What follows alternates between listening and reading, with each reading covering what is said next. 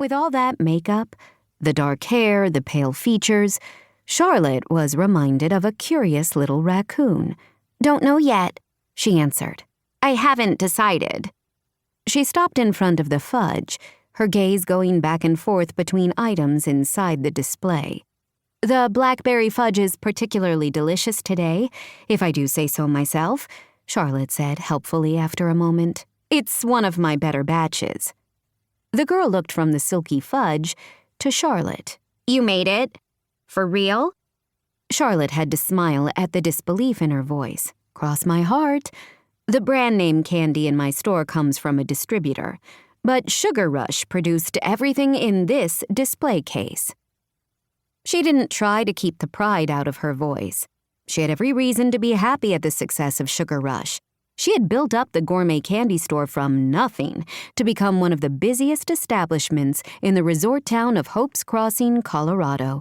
She had 2 other full-time employees and 4 part-time, and might have to expand that in the future, given the rapid growth in her online orders. "Wow, that looks like a ton of work." It can be. She loved the candy-making part, but hated the inevitable accounting required in running a small business. It's interesting work, though. Have you ever seen anybody dip chocolates by hand? Her young customer shook her head, even as an older couple came into the store. They had probably come from the big RV she could see parked in a miraculously open spot.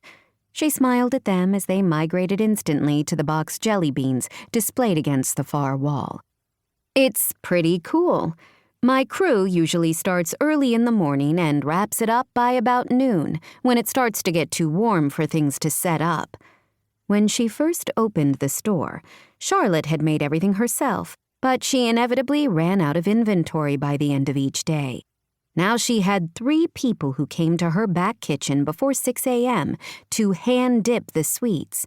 She still made most of the fudge herself, prepared in the traditional copper pots with wooden spoons. "You're welcome to come watch," she said. "Are you staying in town long?" "I really hope not," the girl muttered fervently, her expression dark. "Oh, ouch," Charlotte smiled. "Some of us actually choose to live in Hope's Crossing, you know. We like it here." The girl fiddled with the strap on her messenger bag, adorned with buttons and pins. "Sorry," she mumbled. "I'm sure it's a nice town and all, but nobody asked me if I wanted to move here. Nobody cares what I think about anything." Sympathy welled up inside Charlotte.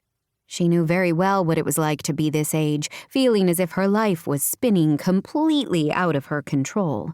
Who was she kidding? She had spent most of her life feeling out of control. "So you're moving here. Welcome. You know, you might discover you really like it. Stranger things have happened." "I doubt that." "Give it some time. Talk to me again after you've been in town a few weeks. I'm Charlotte, by the way. Charlotte Caine. Peyton," the girl offered, and Charlotte had the strange feeling the omission of her last name had been quite deliberate. The fairly unusual first name struck a chord somewhere in her subconscious, but she couldn't quite place where she might have heard it before. "Would you like to sample a couple flavors so you can choose?" "Is that okay?" "Sure. We give customers sample tastes all the time. It's quite sneaky, actually. One taste and I've generally hooked them." Small pieces of the different variations of fudge were arranged in a covered glass cake tray on the countertop. She removed the lid and, after a moment's scrutiny, separated a few flavors onto one of the pretty plastic filigree sample plates she kept for that purpose, then handed it to the girl. "These are our 3 most popular flavors: blackberry, peanut butter, and white chocolate." She waited while the girl tried them and had to smile when her eyes glazed a little with pleasure after each taste.